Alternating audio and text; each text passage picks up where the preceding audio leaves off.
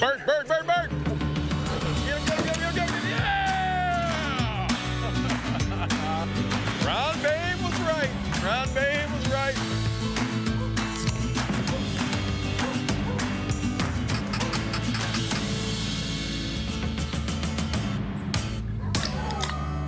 I'm feeling spry.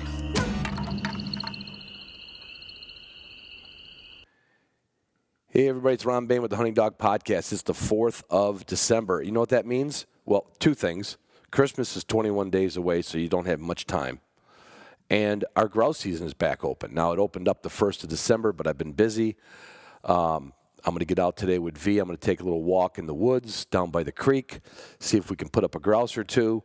I love December, but I don't like the feeling of having to buy Christmas presents. Now, I'm pretty lucky. My wife, throughout the year, shoots out ideas. My daughter, Jessie, takes care of it. She writes it down. In November, we start ordering stuff. It goes to her house. She brings it back here. I'm good at wrapping. In fact, I like wrapping Christmas presents. So I've got it kind of, as we say, I've got it made, okay? But I know the average listener does not have, they procrastinate a little bit. So here's the idea. If you're listening and both you listen to this show, it's very simple. Just get them something from my sponsors. They're going to love it. If you don't know what to tell your other half, whatever your other half is, just a half, you just tell them, how about get me a Patreon subscription for the Hunting Dog Podcast? Or how about getting me something from their title sponsor, from Pike Gear? Or get me Onyx Elite. That way next year, if I'm an Onyx Elite, if I'm only an Onyx member and I'm not an Onyx Elite member, Onyx Elite members will get, and they do get currently, it's the only organization that can dive into the Upland Institute and watch some of the training segments. That's the only venue you can do it on if you're Onyx Elite, and then you get a great discount through Onyx. Onyx is just, they're Onyx. What do you want me to, what can I say about it? But there's another great idea. Tell your other half, whoever you're, I don't care if you're giving this list to Santa Claus, okay? Tell me you need some Boss shot shells. Even though it might be late in the year, you know what? They're not going to be cheaper next year. I guarantee that. Nothing's going to be cheaper next year. Get some Boss shot shells for Christmas. And if you really don't know what, go online and look at Walton's, because they got everything but the meat, and you need the stuff to fix the meat, okay? The spices, the machinery, the grinders, the stuffers, the casings, you name it, the brines, the knives, the sharpeners. It's all in Walton's. Get something from Walton's for Christmas. If you're working with some shitty kennel, and the only thing holding me back is a good kennel, well, it should hold you back, because in my whole life I've hated. I've never had a cheap kennel in my life, never. And now they got gunners. I'll never have to worry about it. Put Gunner Kennel or Gunner Kennel food crate on your shopping list for your Christmas. Or maybe a new Garmin 550 Plus. Or maybe if you already got the Garmin, get the Instinct watch. I'm telling you, besides you do the Garmin Connect thing on your phone, which I actually figured out. I can see how my REM sleep was. I can see how my respiration was. I can see how my steps were. I love this thing. I'm turned into a watch tech because of Garmin. And if you don't know where to tell somebody to get their Garmin, like say, hey, honey, get me a Garmin Instinct watch. That's what I want for Christmas. Well, you can also leave them a little note on a Post-it note and say, go to W Hunting Supply to get that Garmin.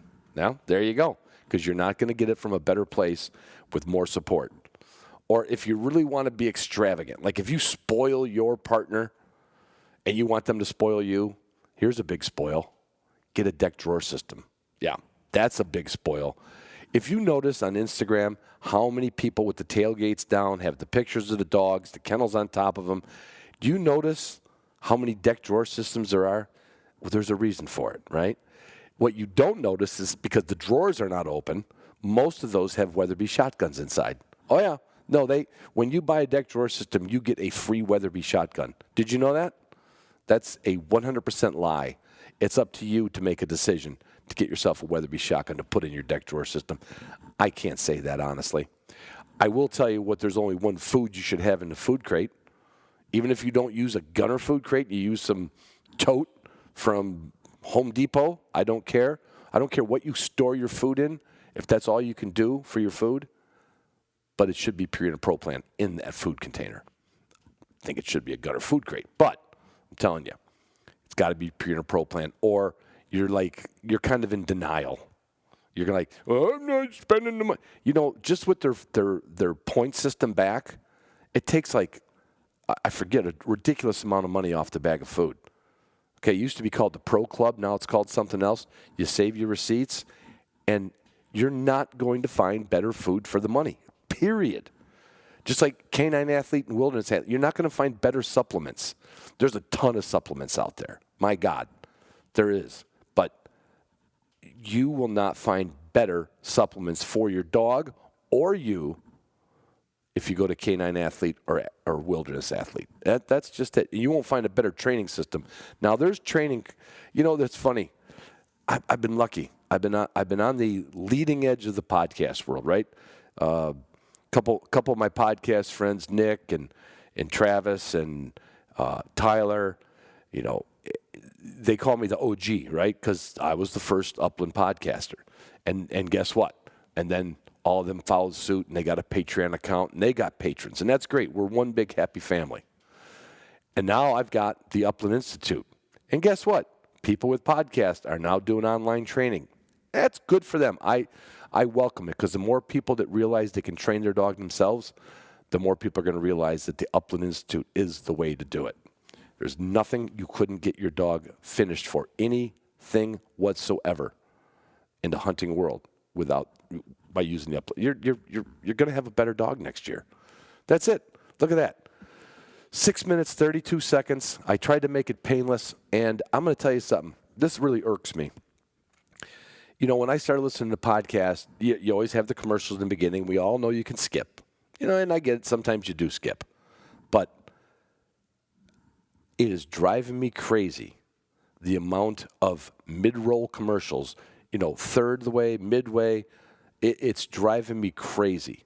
So you know what? I was asked to do it. I was asked to do a mid-roll commercial. They would have paid me a lot more money. This is another company that was in the dog world, and the only way they would accept it was mid-roll. And I said, no, once my listeners start listening to it, they don't want to be interrupted by insurance commercials or underwear commercials or anything like that. Okay? It drives me insane. I get it, but it won't happen here. So look at that. I only killed another minute telling you how much I don't like what other people do. That's all right. This episode, I tell you what you will get from other podcasts that have mid-roll commercials. You'll get better audio. But I'm working on that with my friend that wrote me 4 years ago. Now that I got a solid internet uplink that I can send files out to, they're going to be a little better audio quality, audio mix, sound levels. But this episode I did at White Lake the last day. It was a recap. We were drinking. We just got out the microphone. We were in what they call the casino pole barn. It's a very tinny one. Just know that next week, better sound is yet to come. I hope you enjoyed this episode. I enjoyed my hunt out there. I enjoyed my patrons that were out there and my other listeners. We had a blast.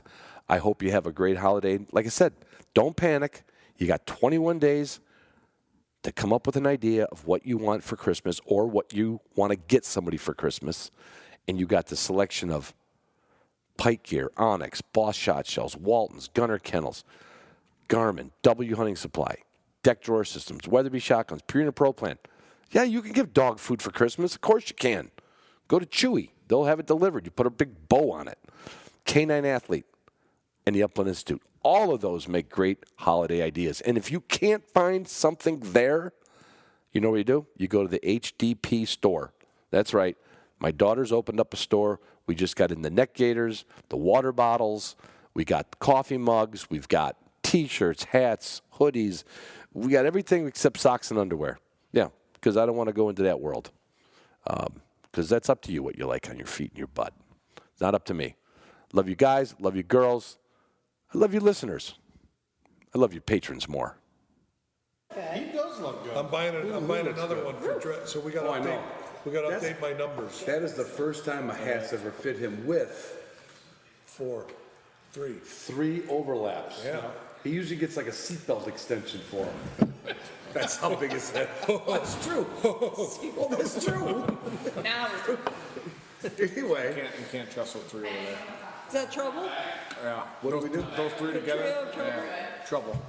Who is? You three. Oh, well, that's true. That's true.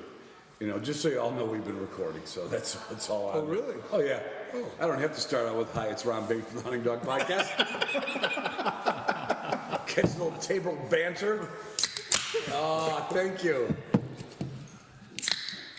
Nice. All right. So we are at the White Lake Hunting Lodge. This is my 3rd trip here in 4 years. And my lifelong buddy since we were 5 years old, well, you were probably 3.5. No, I was 4. So would that make 6? Who farted? Ziba. You got the dog behind you. Thank God. Thank God there was a dog to play. Get out of jail free. Ziba. Right. Ziba. I had to be Ziva. Can you taste that one over there? Teriyaki chunks. I'm gonna have to edit the fart. Well, you could go to the tape and see directional mic, you can figure it out. Slow motion.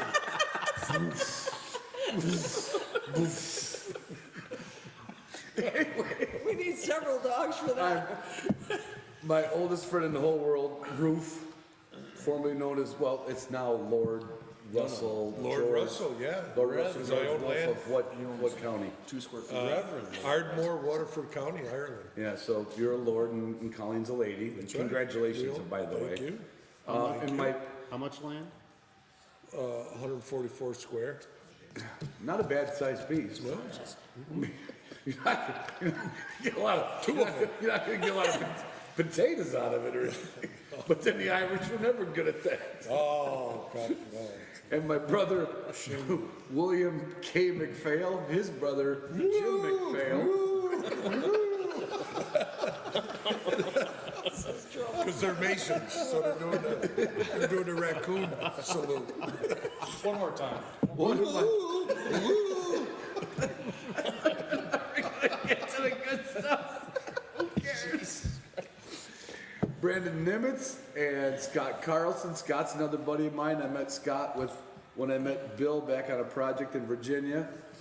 And Tate, why can't I ever remember your last name? It's not Martinson. Martinson. Always want to say Markham.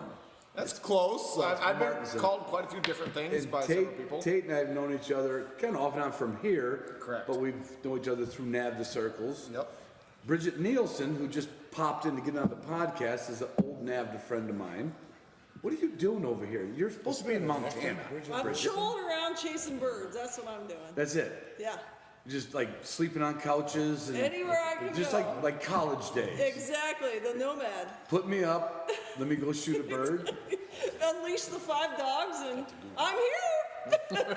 And then I'm going this in circular fashion. We have Corey and Casey Gillen, our host here at White Lake.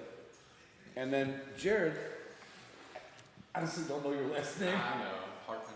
Hartman. And you came all the way here from Texas to freeze your damn ass off. I did. What'd you think about this weather when you got? I mean, did you look at the weather when you were driving up? Yes, and it kept getting colder and colder. So it kept getting colder and colder, and I'm glad I powered through though. It was a fun week. It was really I exceptional. mean, today felt like balmy. Today was a little warm. It got up to what, 40. 40. I think it's 40 was the tops. It was almost long sleeve weather. I know. Almost. If you lived here. You're right. I had to start shedding a few layers, so that wasn't too bad. And you came up from Texas to do this silly, fun event. The first Danish actors. 3 days were the first 2 days are the coldest I think I've ever hunted. I Almost bet you're the and coldest you've ever been in your life. Coldest I've ever been In your coldest life. I've ever hunted. It's We like had 18-layer weather. It was what was the temperature? 5. It was like 4. 4 or 5 in the morning. 25. And the first day, Tate. What did we? I think when we left to start hunting, the real feel, this was wind chill, everything was 6 below. Yeah. Yeah. And I mean, it warmed up to probably about 6 degrees above zero by the time we were done, but we were also getting hit with corn stalks and chaff because the wind was blowing. You couldn't walk straight. 40. It was 40 sustained. Yeah. It Yeah, was- at the end of the afternoon, it was bonkers. Yeah. How you had to keep your mouth closed, otherwise you would be eating dirt. You guys complain a lot. They do. They do. What's not that bad? They do. We won't get into what Corey's comments were was the that one bad. day, but no, well, let's just jump Says to the day local. 3. right, yeah. Was that day 3?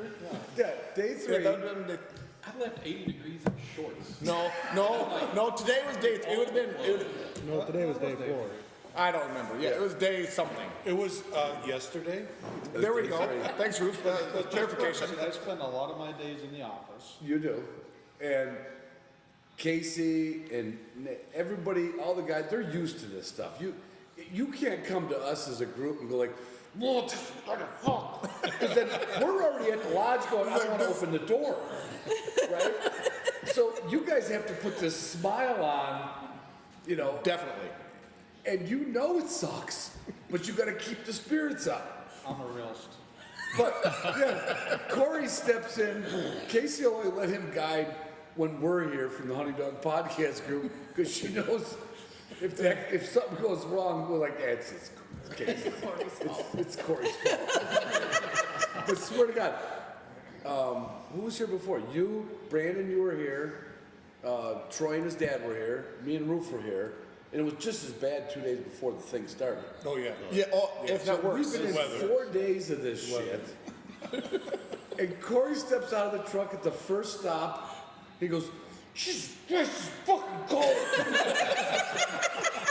I'm like, oh, way to go, pep team. Anyway, I just want to go real quick round circle.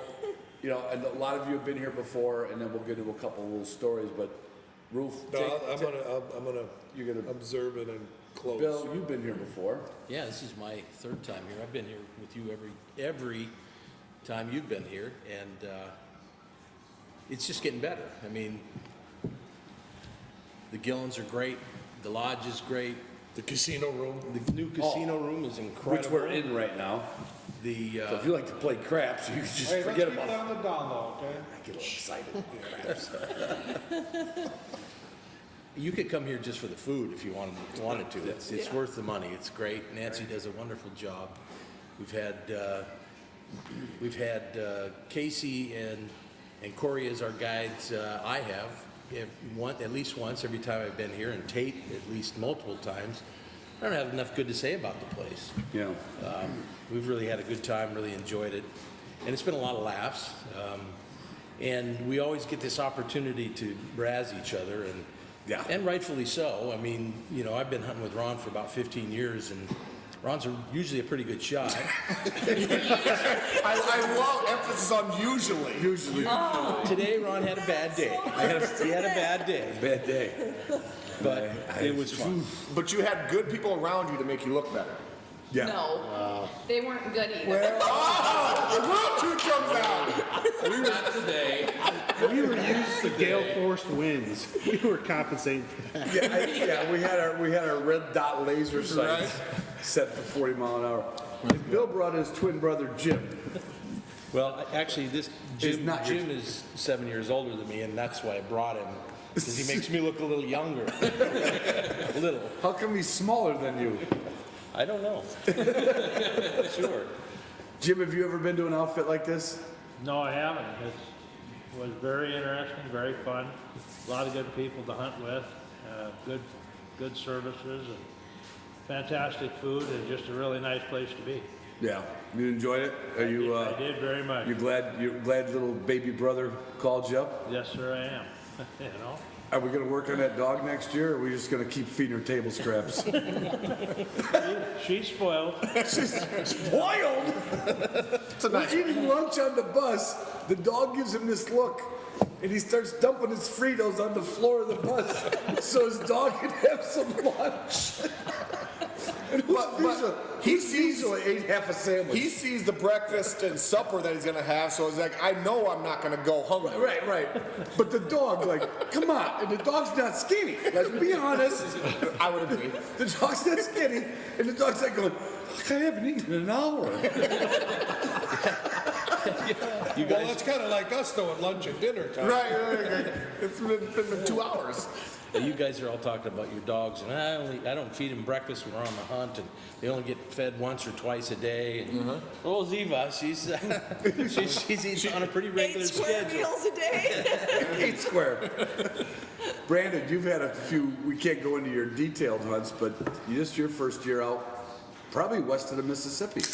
Yeah, definitely this far west.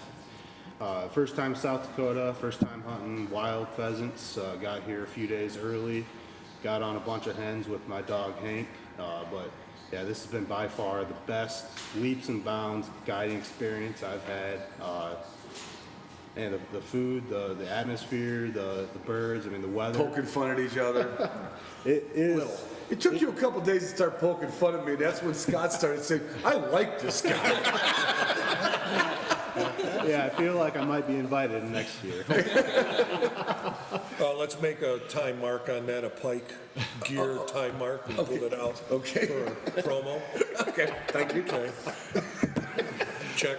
And Scotty's been with me for, well, like I said, with Bill and Scott, about 15 years. We all met in Virginia. Scott's on his second dog, which you didn't bring this trip. Yeah, right, didn't bring them. But you've been going some places in South Dakota over the years that we couldn't hook up.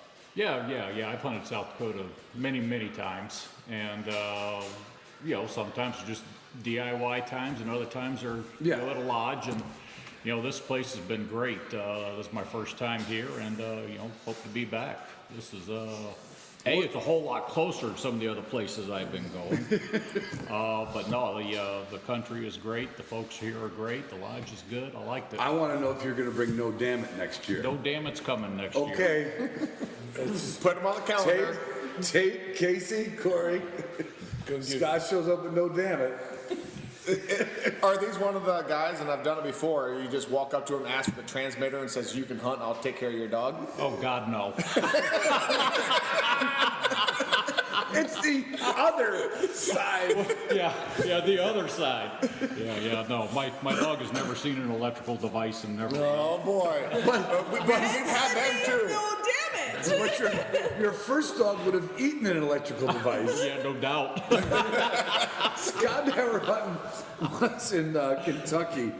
We had a little, it wasn't a corporate deal, it was just a little quail preserve. And nice little place, though. We had a nice place to sleep and everything. Yeah, it was a good spot. And you had to go home early, Bill. And we had Philo, and I can't remember which dog of mine I had there. Oh, I think you had Bravo. Maybe Bravo would have been young, the puppy. And for some reason, and honestly, Philo got a max NA score, didn't he? He did. I mean, so all the inherited traits were there, but there was some things that we didn't know. And how many quail in a row did he eat that we shot? 3? Oh, God, yeah. I mean, he went for the retrieve and he came back going, we go back and look for the bird, and all of a sudden there's a pattern. So that's why Jim, she's not that hungry all the time. She ain't eating the birds. You feed them Fritos, they ain't eating the birds. Planning. Yeah, that was like the first time I ever realized that a dog is just going to do what a dog wants to do. No doubt about it. No, because he never done it before, and he really, honestly, he never did it since. I know, but You for just had to some, get it out of the system. But God, I think he ate every bird that day. I'll tell you what, almost didn't find out if you do it again. you had a 9mm pistol in the truck. He was so pissed, he was like, that's it, it's over. It's over. I said, we're on someone's property, you can't shoot a dog. I had a shovel too.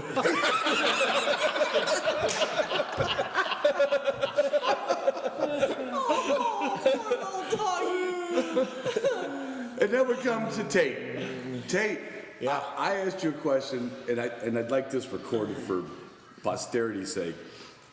Because I saw you at the Invitational a couple years ago, and you run all the NAVDA tests. Correct. And I said, do you hunt your dogs on these? This is like a Wild West show sometimes. It's very chaotic. And then do you run the same dogs in NAVDA and Invitational stuff? And your answer was? 100% every day.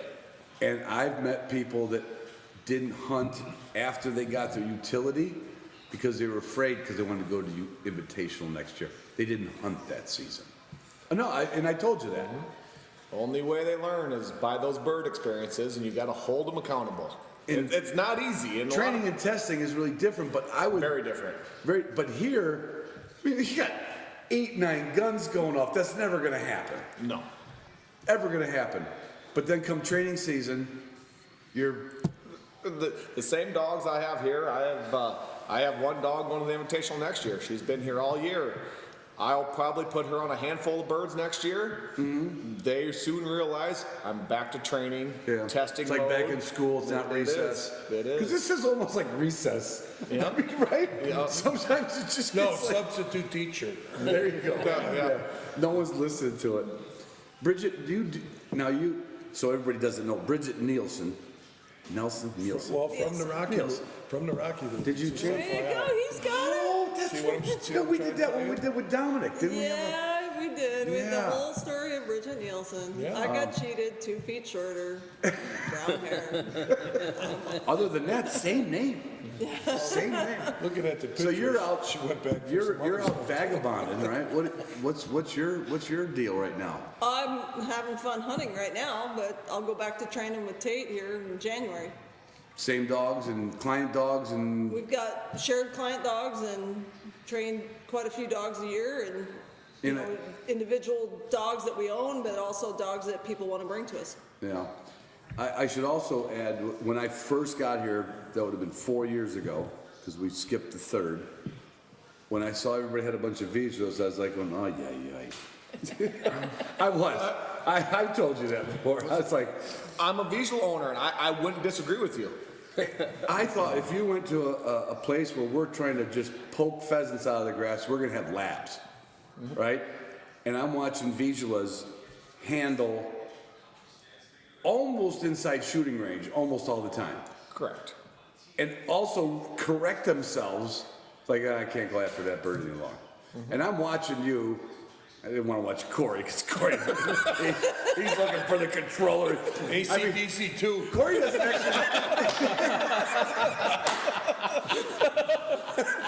actually need a controller because his voice booms over the dogs. And so he's good. But like, you guys are not banging and nicking the dogs. I mean, you might have to, but I don't see it. No, and I certainly don't hear it from the dogs. That's pretty crazy for kind of controlled mayhem. It's challenging. A lot of people ask, do I carry gun guiding? You know, and we don't here. And even if I could, I wouldn't, because it's enough to just my dogs alone, let alone keeping everyone else in line, make sure everybody's where they're supposed to be, and then counting birds that are supposed to be coming down. Right. It doesn't always happen, but You know, off of what you said though, Ron, what fun would it be to come out and just see labs work? we like it different. No offense And to you- and Lab. you're- I own 2 we labs. had several labs in the field. Yep. And you have labs. I own 2 labs, but What happened yesterday, Ron? I said, there's a visual on point, 27 feet this way. Yep. About 3 seconds, there's a bird gonna come up. Yep. Get ready. Yep. And 1, 2, oh, there's a rooster. And the way this group is shooting, it wouldn't be bad to have some pointed birds. you're not the only ones. You are gonna get on my bad side, Casey. So it's just a hoot being here. You know what I mean? You don't see it a lot. No. Not with pointing dogs. And I've been around the country from judging over the years and meeting other trainers. And in case you don't consider yourself a trainer, but you train your dogs to a point, or does Tate do it all? No, Tate doesn't do it all. I mean, Tate helps me along the way and he tells me what to do, and then I come home and I practice it Right. and try and apply it. Right. But I'm always going to Tate and Bridget for the next step. Like, Yeah. what do I do now? Did that Or come this is from- what's going was, on. And was it the Vishla connection to beating? right, yeah. Bridget? So actually, I had bought a dog from Tate at 7 months old that he was going to keep for himself for breeding purposes, and she had 2 crooked teeth. And he is so particular about what he's reproducing that he wasn't going to reproduce her with 2 crooked teeth. Right. And she's Were my they go-to. incisors? Yes. Yeah, just had it off, not a true butt, but a. It wasn't a butt, wasn't undershot, it was misaligned teeth. Misaligned teeth. But you know what? That says a lot about what they put into their line and what they're going for with their genetics. But that was actually Gabby who you hunted with today. Oh, yeah.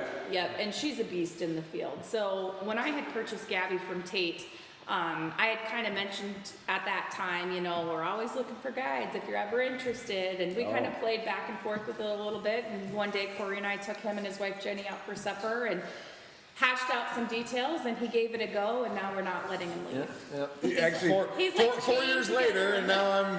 Actually, what I would do is get a hold of his cell phone, look for any information on there so you can blackmail him if you have any sides for me. Jared, your dog history, you came up here with your short hair before, right? So I came up with an 8-year-old short hair before. That was 2 years ago. And then this year I brought a new 1-year-old short hair with me as well. So it's been a fantastic experience for both. I think this was actually their first wild pheasant experiences for each of them. I was just thinking about that one. And then today on the 1-year-old, started taking him out, and so he pointed about 3 different birds. Great. Flushed one, shot one, got the one that I was looking for. So I didn't get to talk to you after you got back. Oh yeah. So you got I the sequence. I was pumped up when I came back. That's what happened with V when she put up the couple roosters and a couple birds. And it was like worth the drive. The segment I wanted to have happen that she learned without me training her happened. That was exactly the same experience. That was with this 1-year-old. He got the experience that I wanted. He got multiple bird contacts on multiple days, and then I got the fun experience of just flush, shoot his first bird, kind of that first pheasant. Yeah, let that go. Yeah. And if nothing else, South Dakota, that's what you can expect. If you can't get that out of South Dakota, I mean, that's why people, when they get their puppies, when they ask where should I go, I tell them places like this, because it's got birds and places to go, and your dogs learn more from birds that they don't know you put out for them than you can do. So I mean, it's a insurmountable and awesome experience. This is impressive. We got Casey running around with a whole tray full of toddies. Jared? So I know you wanted an intro on something. Yeah. So we heard all about Keep it rolling, because I'm going to go there. You're in charge right now. the good people, the good food, the good camaraderie, but we'll get into busting balls though right here. If you dial it back and think about Corey and Casey, they eat dinner with us. Their family eats dinner with us, and we feel very welcome because we feel like we're at your house, even when you allow us to sit by the big table. The big kids table. It took 3 days. Yeah. But we worked our way up That's to the right, big table. to the big table. It's like a home away from home. Right. It's like. So the whole thing it's very welcoming. Thank you. Well, I'm going to speak for Corey and I think, when I say this, and you guys got to go around the table and say how much you appreciated being here and your experiences. But we couldn't do what we do unless everybody came in with a good attitude and brought that positive energy. Right. You know, it usually just takes one negative Nelly to really bring everything down, and we just haven't had that, especially this year, not just with your guys' group, but everybody who's hunted with us this year. We've been on a high for about 6 weeks now of just good clients, good hunts, good shots, good dogs for the most part. And for the most part, every once in a while there might be a small hiccup in the way, but if we didn't have you guys bringing that to the table, we wouldn't be able to do what we do. Yeah. And we're really thankful for that as well. Mm-hmm. And I'll just like we want to make it feel like a mom and pop type operation, so that's why we make a point to have our family have meals with all of you guys, just so you understand. Right. Kind of our way of life, and it's kind of like it was 30 years ago when you would meet a farmer and become friends, and you stayed at their house. We just have a bigger house. We just have a couple bigger houses. Much bigger house. Much bigger house. So can we start calling you Mom and Pa then? Sure. All right. Mom, Pa, Gillen. How about we talk about our favorite bird we got? Favorite bird? Favorite bird this week. Oh, you mean favorite shot? Favorite shot? I'll start. Okay, and I'm going to back out of it because my shooting today blurred all my good stuff that happened earlier. I do remember one great one from Ron on day one. Yeah, okay. It was wind blowing 40. He pulls off a shot. He's only 10 feet to my right. I look at him. He looks at me. And he's like, "That just happened." And I'm like, "That was a hell of a shot." It was. Or we just won't replay the very first one. Yeah, but we'll let that one go. I choke first bird every You made up for it. You know, today we had an experience. We were hunting the Northwest Strip here at the home place, and it happens to border some public ground, right?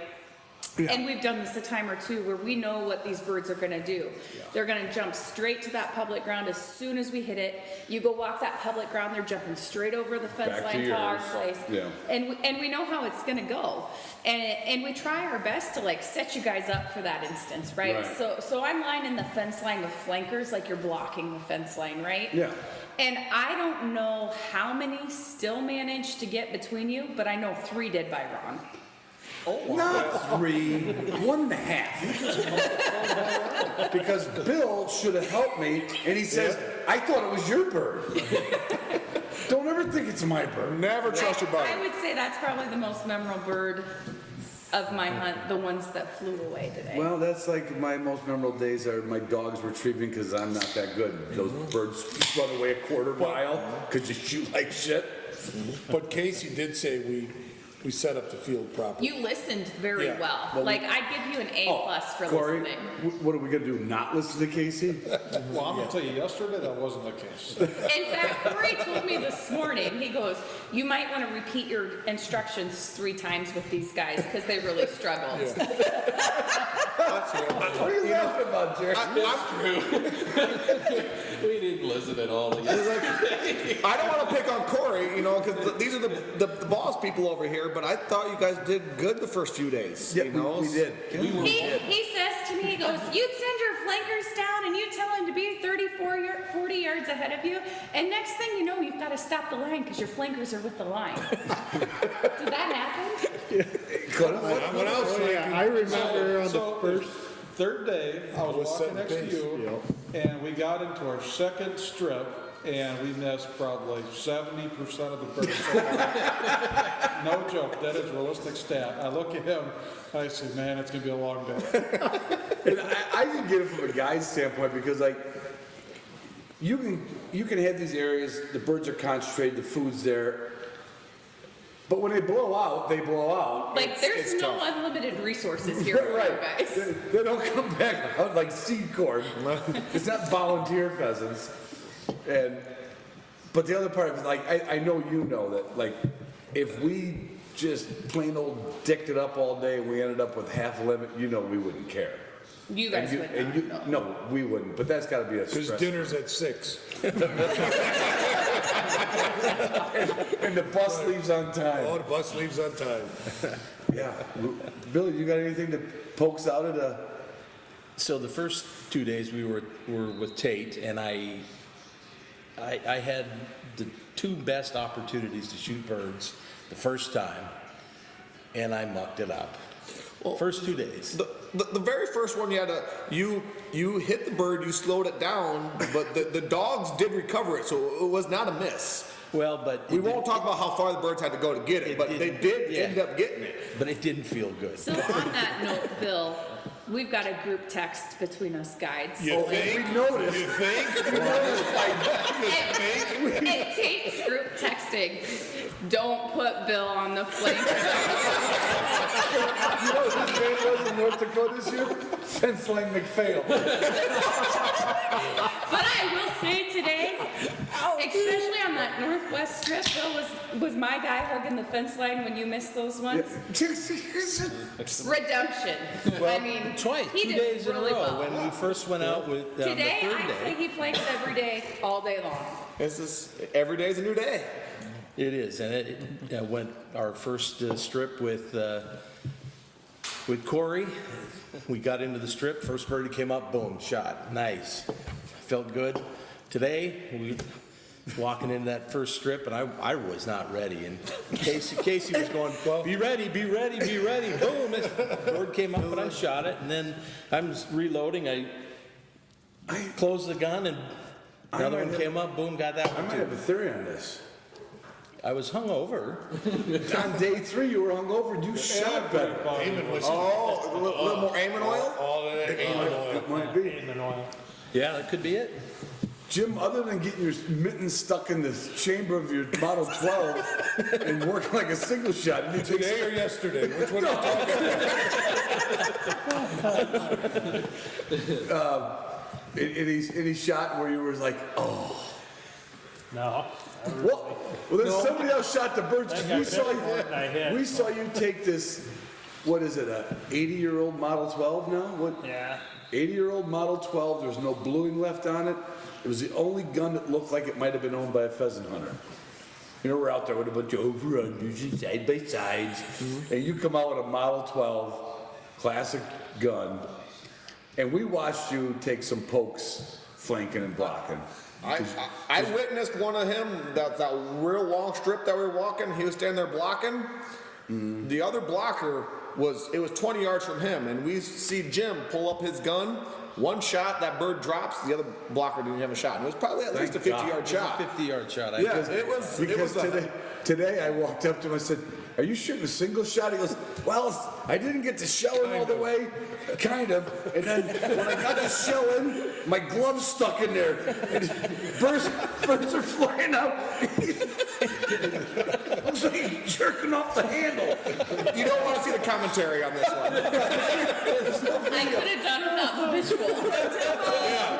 The words are bad enough, the visual. Andrew, you just joined us. I did. Well, what's your? I mean, besides hating the cold weather from Texas, what was your take?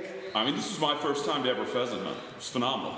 I mean, every day, we were out there for 2 hours? 3 hours max? 2 and 3. And everybody got their birds. I remember the ones I missed. You make a it lot sound more. really easy. Yeah, right. It's I was just not shocked. that I was asking, I was like, is this really the way it is? Is there this many birds? Well, Because I was not expecting this at all.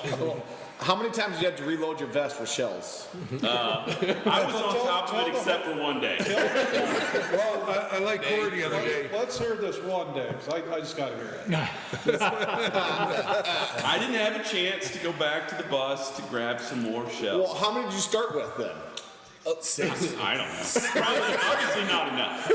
Well, you had the box of Fiochis and you had the box of Remington. And, you know, 50 shots. Yeah, started So with to 50. pick on Andrew today, I'm hunting beside him, and gosh dang, I'm pushing that safe. I just can't push that safe hard enough. yeah, that was he got a little sticky. No, but I did. I want to hope that it wasn't already on fire and he was trying to keep pushing it beyond fire. Let's hope not. I don't know. Did you have a good time though? I had a great time. Coming back? Heck yeah. You gonna sell your ranch in Texas? No. One time a year is good.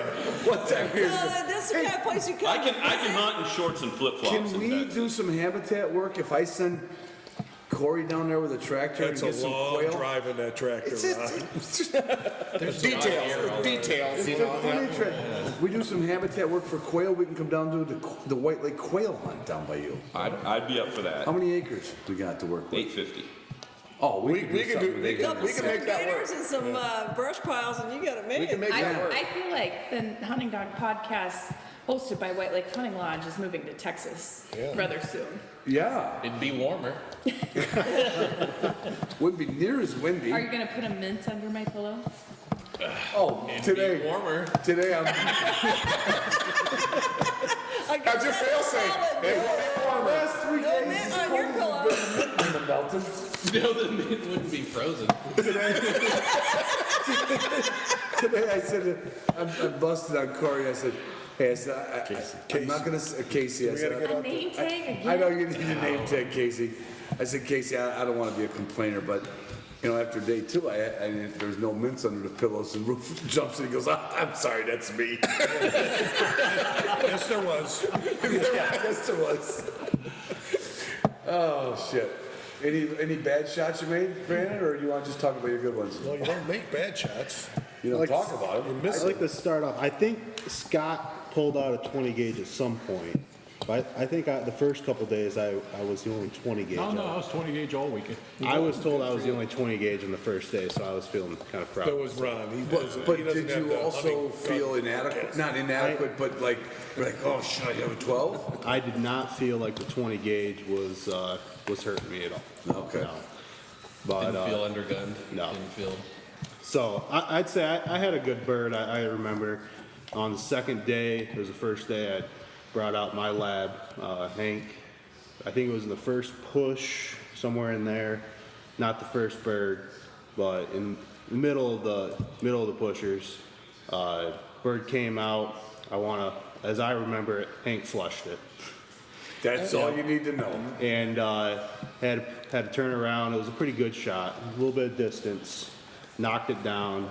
I remember Hank also retrieved it. He did get a handful of retrieves that day. Yeah, Hank might have got more retrieves, except them fishes was just like a rocket. You know, they're a little quicker. Winnie. They're a little quicker. They're a little greyhound in that line, by the way. Yeah. There's nothing, and I don't know if you guys recall. Remember that hen we were admiring off that point the one day? Yeah. So, Jared told us, hey, dog's on point. We get over there, and there's grass right next to corn. Yeah. And we walk up there, and sure enough, all you kind of see is the head of the hen sitting there thinking it's safe. And me, Jared, Ron, and there might have been someone else. Just looking at it. We're walking over looking at it. We're all thinking about getting our phones out, but it was too cold. We couldn't get our phones out with our gloves and everything. And we're probably looking at it just for don't probably see that about 20 seconds, and everything's good. And all of a sudden we hear a little ruckus, and here, 15 yards away, here comes this rooster. And you talk about everybody fumbling, trying to get themselves ready. There was a few misses, but ultimately, that bird did come down. But he kind of threw his girlfriend to the bathwater there. It's like, we put it as a decoy. They won't get you. We got ahead. It's like, $15 bird. don't worry, honey, they don't shoot hens. They don't shoot hens. Which You sit. under my surveillance, you guys did not shoot. No, I think you guys were all good all weekend. No head action. Scotty, did you make any fantastic shots? I don't know about fantastic shots. I hit a few, I missed a few, but I had one group that stood out in my mind. Here today we were just about stepping into the field, and I don't think we were like 2 or 3 steps into the field, and then all of a sudden 5 roosters got up in front of us. It was like a covey of quail. I was so excited I couldn't even pull the trigger. You didn't pull the trigger? Everybody else did. Yeah, everybody else did. So I didn't really feel bad that we Case, didn't did really you go for drop like any 1 of for those 5? birds. There was a gentleman, what are we doing I heard that. conversation that I happened heard after that. I'd like to clarify, I hit the one out of that group. Brandon did hit the one. Well, we had a very similar instance this today. We had 4 birds get up, and the one guy who was bragging, he got the 1 bird, and I'm like, well, what about the other 3 that flew away? And he's like, well, I got the 1 bird. That was his shot. And I'm like, what about the other 3? Did you have more shells there? I did, but I got the 1. And I'm like, what about the other 3? And he had no response. Yeah. It's like, yeah, but I got 1. Yeah. Overall, it was a pretty good day. I'm not gonna knock you, but No, you knocked us to the field. It's I did. okay. You deserved it. But I'm gonna tell you right now, if Brandon makes it back to White Lake Hunting Lodge again, his ass is in the thickest, deepest cattails you can find. He said the most offensive thing to me today, and I will not forget it. You're busting Corey's like, cover. that wasn't on the It group was text. something to the effect of, the guys get meaner as the days go on or something like that. Yeah, it's like imprinted in my mind. I see Brandon cattails.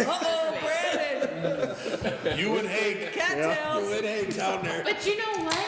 I think I said, how do you guys get your limit when you only shoot 50%? Like, how have you been doing your limit? when you Well, only we have shoot to see 60 birds. Hey, somebody's got to shoot those 5 boxes per hunter. So what did you do to Brandon to make you think you were so mean? Brandon, what did I do to you to make you think I was so mean? Or you think you were talking yesterday? You should have heard what she was saying today. I know. Bridget, have you ever done any guiding with all the? I mean, I know you do a lot of promotional stuff and group stuff, but like guided. She guided for us last year. Oh, you guided here? Last year, yep. What was that? Were you like, oh my God? My toughest challenge of the hunting at White Lake Lodge was keeping my dogs in range.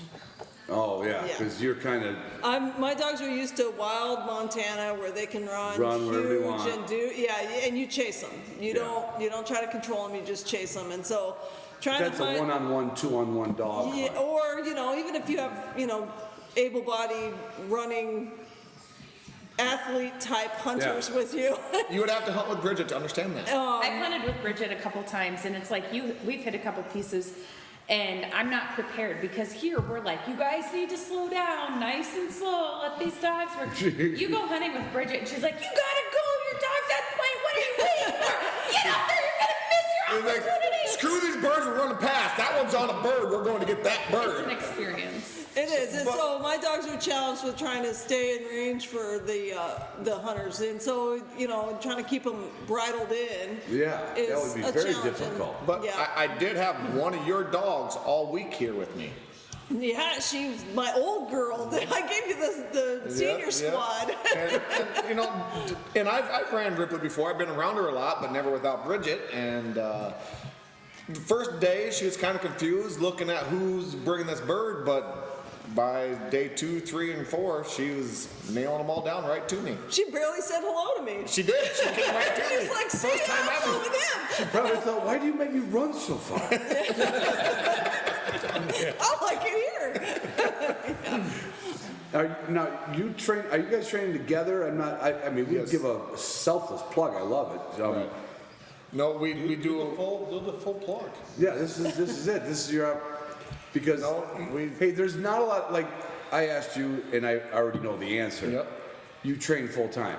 Correct. You don't do heating and ventilation in the morning. Not a chance. Yeah, and Bridget, you're a vagabond right now. We know that. Well, I'm training full time from the January till September time frame, Right. and then I hook up the trailer to the truck and take off with the dogs. So, and I go chase wild birds off of the west. That's kind of where I've been. Just solo. And meet up with friends. Never along the way. invited Yeah. me, by the way. If you're like she an- apprenticed under me, you'd think there'd be a little bit. Who cares? No, but during the training seasons and NAVDA testing seasons, which we're both, very Yeah, you're both very involved in. We both have our own dogs, but we 100% train together. Yeah. Every day.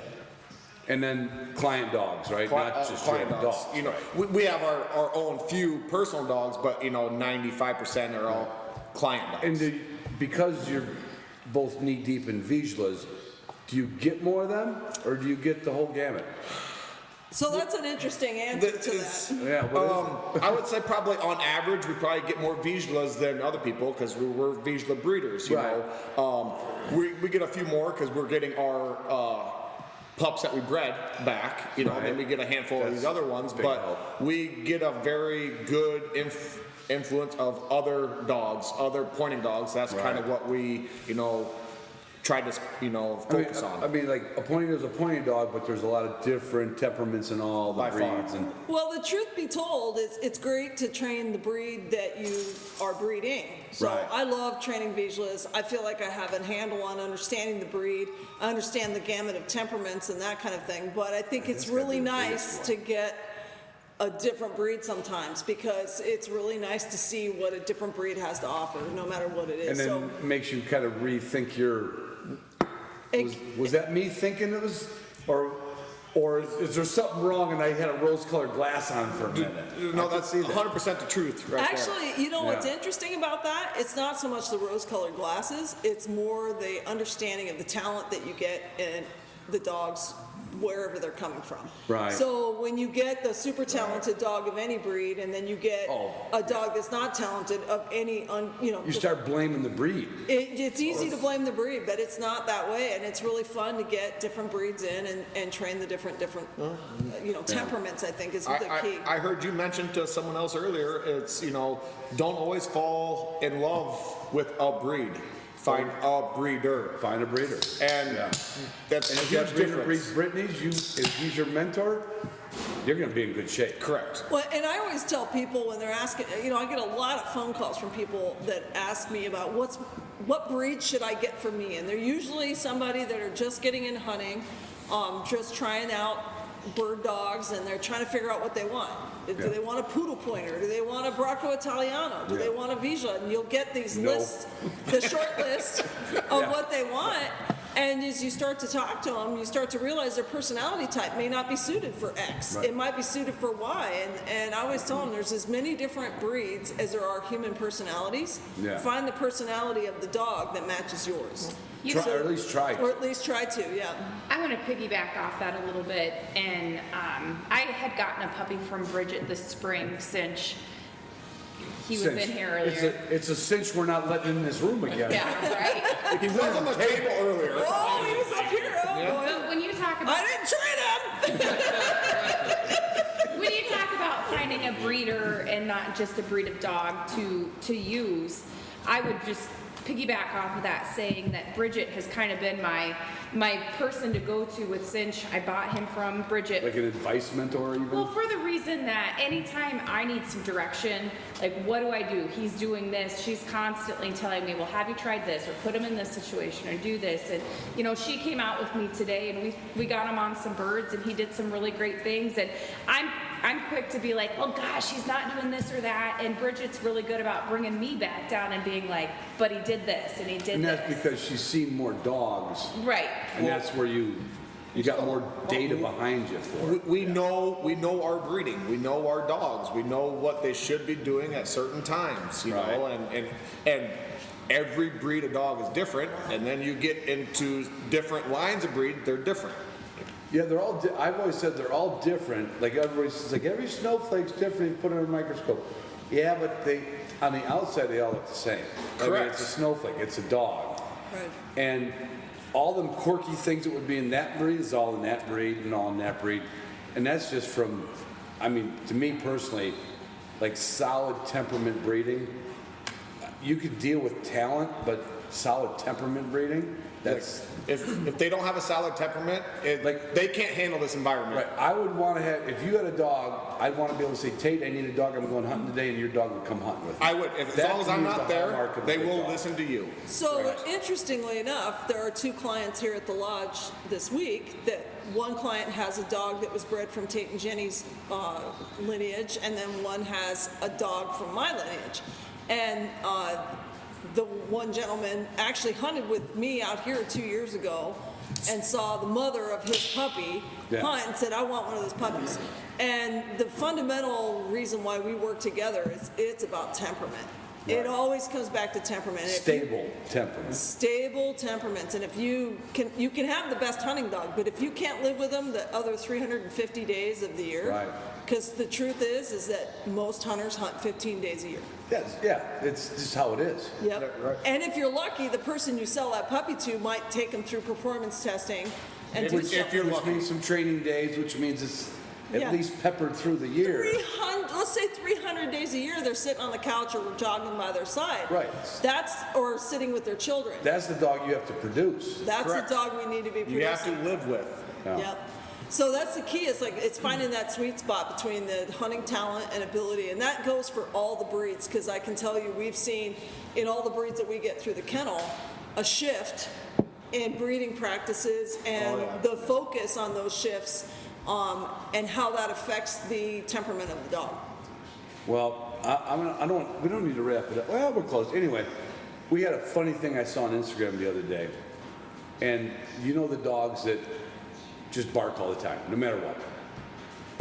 I understand a dog that barks in the kennel when he sees you walking away with the other dog. It's like, come on, where's my 40 acres and a mule, right? Yep. But the dog you put here and it barks, you put here and it barks, and you just put it in the truck, you walk away and it barks. It's just, I don't even know if it's separation anxiety, but I had the best Instagram thing I've ever heard in my life, and we told it to Troy about his short hair, who he admittedly says, he goes, yeah, she's a little noisy. She's a little noisy. And the Instagram thing I read was there was this dog, and it said, I'm gonna screw this up, aren't I? Yeah. Yeah, I think you are, yeah. If dogs get. Okay. If my dog if had a my cell dog had a cell phone and I left for 10 minutes, I'd have 300 missed calls. Doesn't it just make you think about a dozen different dogs that you've known? Yes. There is a lot of dogs like that, and some of it's not the dog's fault. Some of it, it's. I wanted to add to that. The 300 missed calls is because you didn't know how to mute it. Good line. Good line, Bridget. Yeah, I would almost say that goes, there's a little bit of breeding in there. Oh, yeah. The house never kenneling, never ever, putting boundaries on it. Well, why wouldn't it do it? Yeah. It was successful the first time. It was successful the second time. And a dog's just going to go like, I know if I keep barking, someone's going to pay attention to me. So there's people that try to train their dogs, and there are very, very smart dogs, which they are very smart, that train their humans. And a lot of them know it, but they can't get away from it. No, I was trying to kill a fly, but thank you for the beer, Bridget. Well, I thought that was summoning a beer. I heard the tap, it sounded a little light. And I was like, I didn't want to make the mushy on the, there it is. Just get rid of that one. There we go. So Ron, nobody asked you this, but what was your favorite shot of the trip here? I think it might have been the one I was with Tate. That one was impressive. There was a spin and turn shot, and then there was I think there was two. And at one point, Tate said, thanks. Yes. Because a lot of barrels went off. The bird was hit-ish. But that is honestly my MO. I can be scared by a grouse, and I'll muff up the easiest shot, and some weird spin around, hear a wing beat go from the hip type deal, and knock one down. So I had a couple shots that I'd go home bragging about. ADD then, we're just not concentrating. Is that what it is? But as dog people, I mean, all of us have had dogs. If your friends tell you the story over and over, and you're like, oh, I remember a prairie chicken I shot that went across all these gunners one time, and Andy Tubb, I was taking shooting lessons from Andy. I'm telling you, I was so far in front of the targets when I was learning from Andy, he had to tell me if I hit the target. That's how far you have to lead on a 60-yard crossing prairie bird, right? Oh, yeah. The bird and the barrel are not in the same picture. No. And I'll remember that one. I just always remember my dog to trees more than anything else. Those are the ones. Remember the dog work. Yeah, I was going to ask, and maybe everybody at the table has a different story, but what was the favorite piece of dog work this week, and which dog was it, if you can remember? I got one. Go ahead, go for it. I was busy making sure the flanker was 40 yards up and about 20 yards off. This wasn't with Corey, was it? This is a shameless ploy to be a White Lake Hunt Lodge employee next year. Yeah. You're hired. He's wearing that. And This is the application form. and I was going between is it corn and sorghum or corn and Milo out there? Is it sorghum? Sorghum. So sometimes the roads get together, get a little weedy, and I took a fall. But as I tripped, see, that was on the group text, wasn't it? I saw the I was first videoing. thing I ensured that I was. It's even on video. Well, I didn't come over and help you up. I was videotaping. The first thing I wanted to make sure I was still on safety, on camera. and I was. And as I laid the gun down, made sure it was barrel responsibility, muzzle responsibility, I started to tuck a little bit, and then down went Frazier, right? Down went Frazier. So I'm down there in the ground, I got everything over, and Hank came over and checked out, made sure I was okay. So that's my favorite dog work. That's your favorite. Right. And then explaining to Casey what down goes Frazier is. You're like Too 4 young for that. generations, Matt. That's my favorite dog work. Well, at least on day one, when you went down, I was only like 3 feet Well, away. that was you. I fell in a hole. Yeah. You went down on day one. Well, I fell in a hole. He hit a big hole. Titanium man held up too. Yep. And now I have It wasn't just a hole. He was flat. Titanium Man used to be just a little pet name my wife calls me, but now that I have real titanium, I really am Titanium Man. Would she say the same thing? Yes. Yeah. Because I come home, Titanium Man.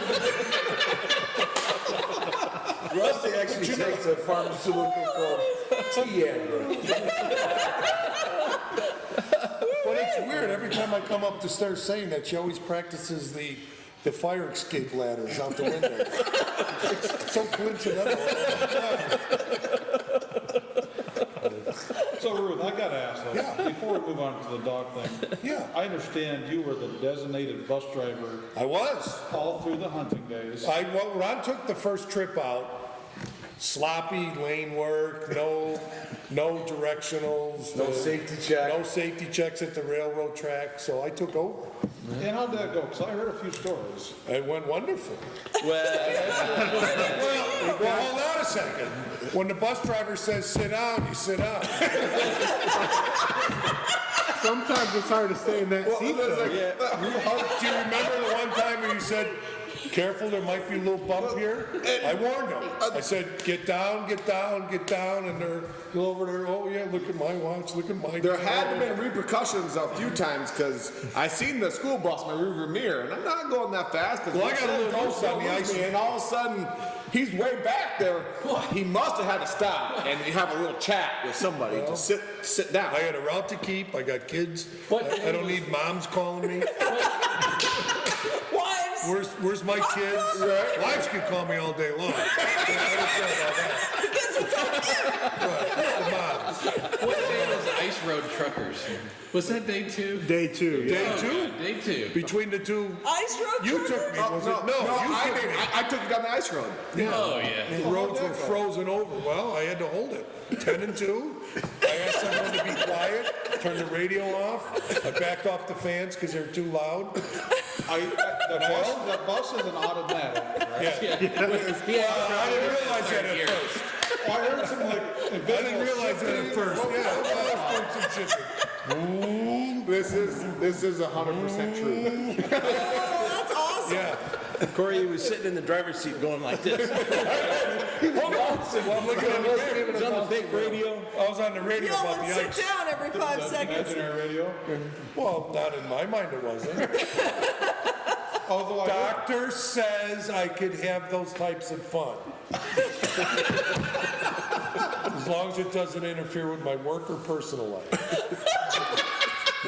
Otherwise, he's got to tweak with the medicine. When he does that, it's not titanium, man. It's soft lead, man. So you got to win there. You got to really.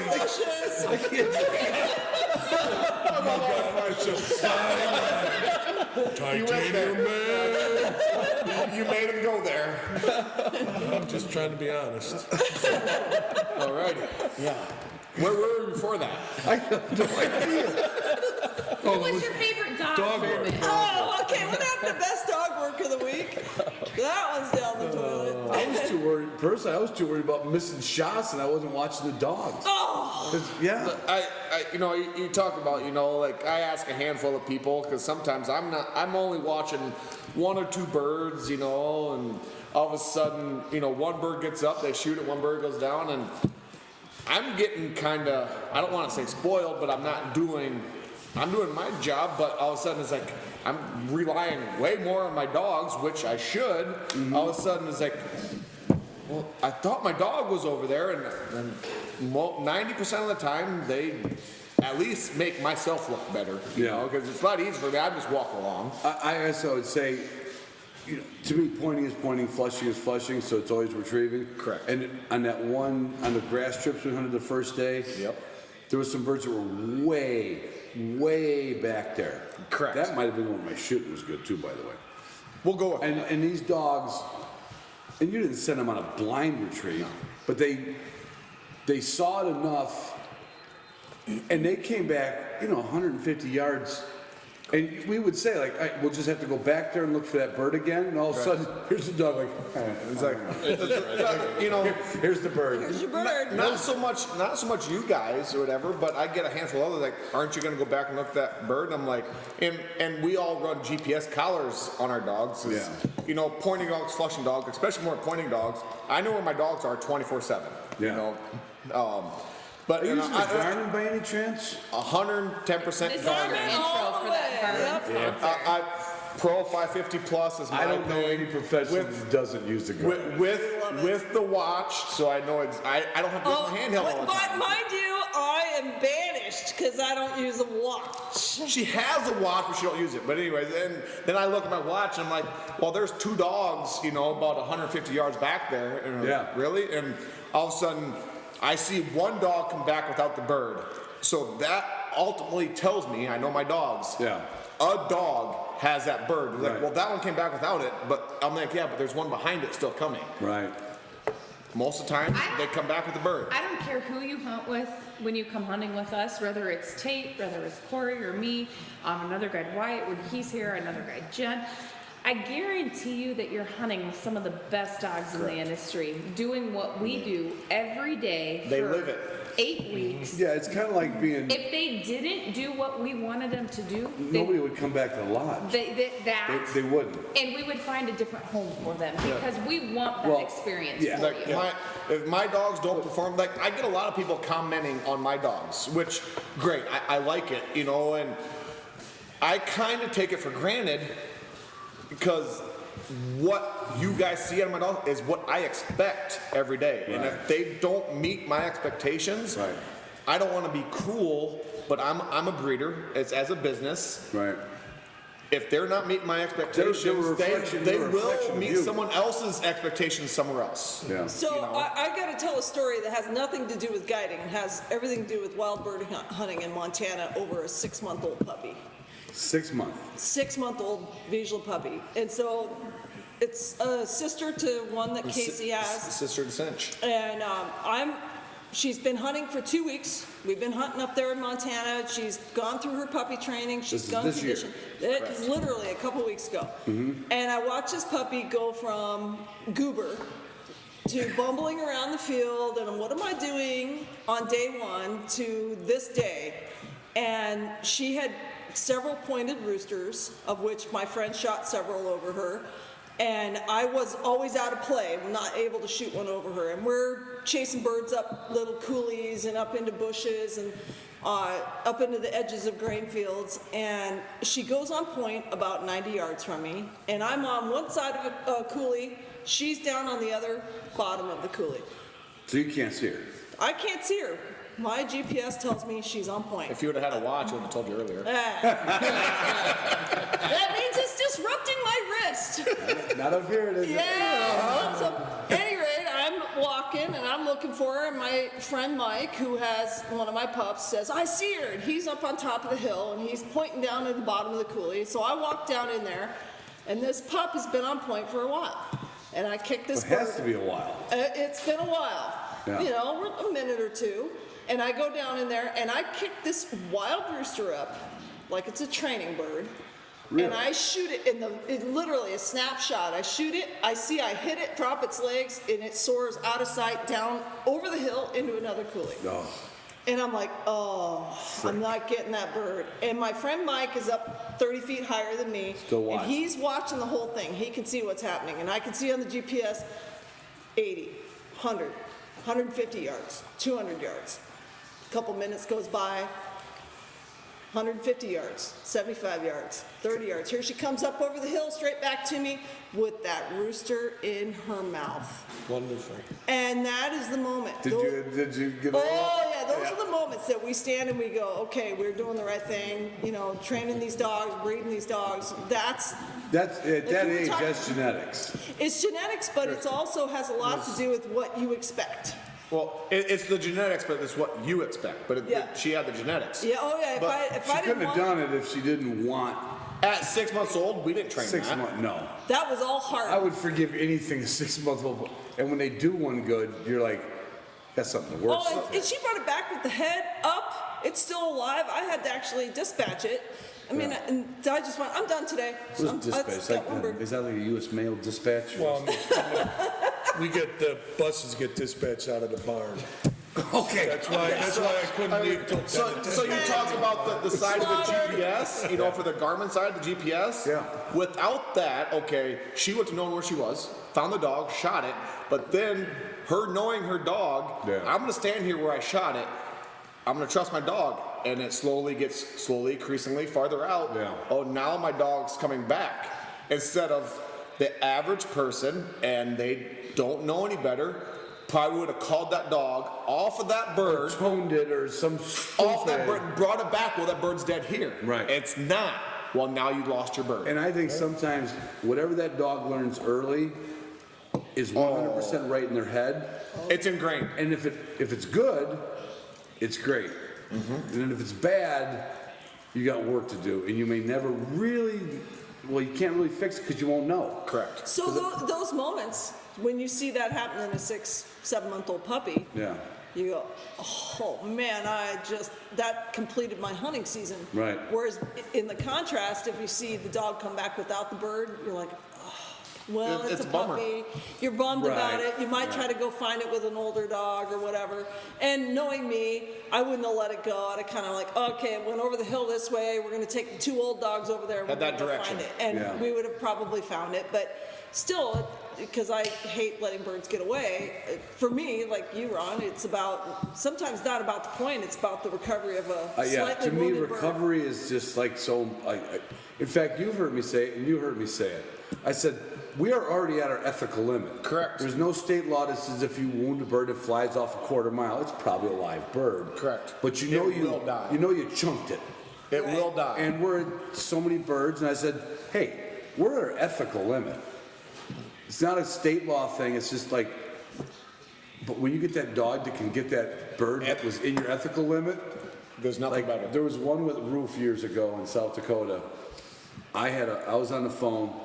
No, that was a different one. That was another one. We're walking. One of the things I love about South Dakota, especially when bird numbers are up, you take one of the unimproved roads. You don't have to knock on a door. You put a truck at the end and you walk that mile, and you can make. If the bird's around, you can find it.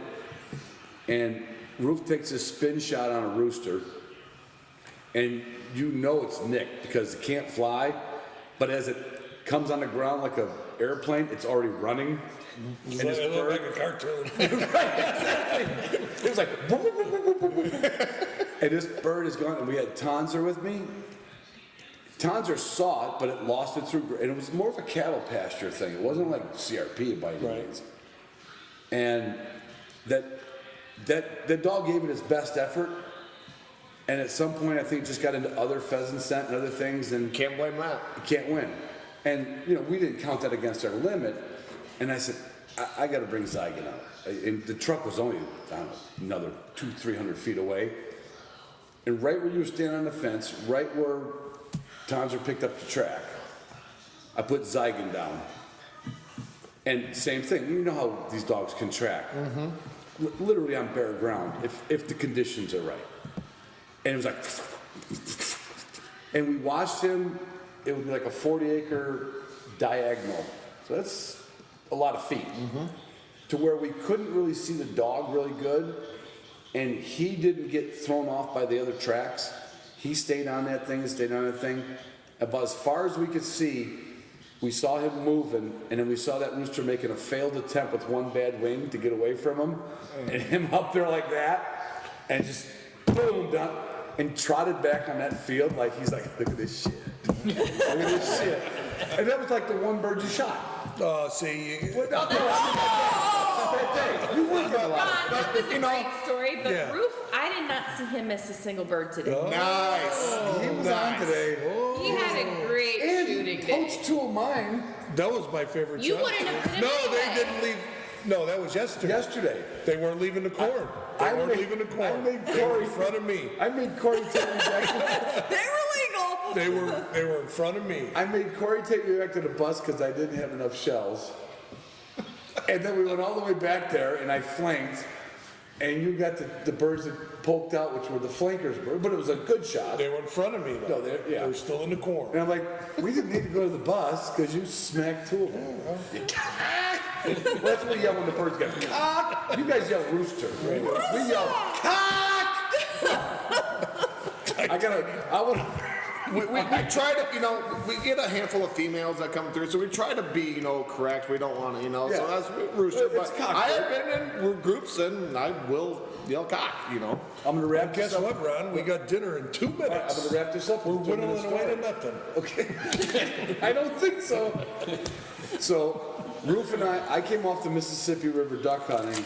Roof met me there, drove with me to Irene, South Dakota, and I hunted with another patron, Connor, and with some other friends of his. On the second day, on Sunday, we went hunting up Madison, somewhere around Madison, South Dakota. And we'd had enough of walking around this slough, and they said, the one guy was not our host, but one of his friends, he goes, I've never taken this slough edge any further. And I said, well, is there a way to block it? He said, yeah, grab the trucks, go mile, come around, and I get in there, and there's a ditch. And it's, a 6 foot deep ditch. And I'm going down there kind of slow. And I look like I'm at the bottom. I step on it. It was like, vroom, right over into the ditch. Roof goes, you all right? I'm like, I'm right. I get up, and I climb out of the ditch, like literally hand over fist, climb out of the ditch. And I said, you don't have to come through because I don't know what we're going to buy. He goes, no, I'm coming. And he just had knee replacement. We know this, right? So we looked for a little better spot. Unloaded gun. Well, yeah. And I said, Roof, unload your gun. I said, use your gun as a support. Yeah. And I watched him open the gun, take the shells out, close the gun, and before I could say anything, I noticed that gun was still not locked. His first step with that over-under shotgun, he went ass over tea kettle, and then the barrel went like this in the ditch. Yeah. He's laying in the ditch with the barrel up the crotch of his pants. No, wait, with the barrel, it's like that. Right. That's great images. I mean, it was, you could see his jeans look like he had like a reverse boner. Well, we're lucky I'm a show. We don't need an image for that. The commentary says it all. All right. Well, Casey, Corey, thank you for everything. Tate, thank you. Bridget, thanks for stopping in. You bet. This has been way too goddamn much fun.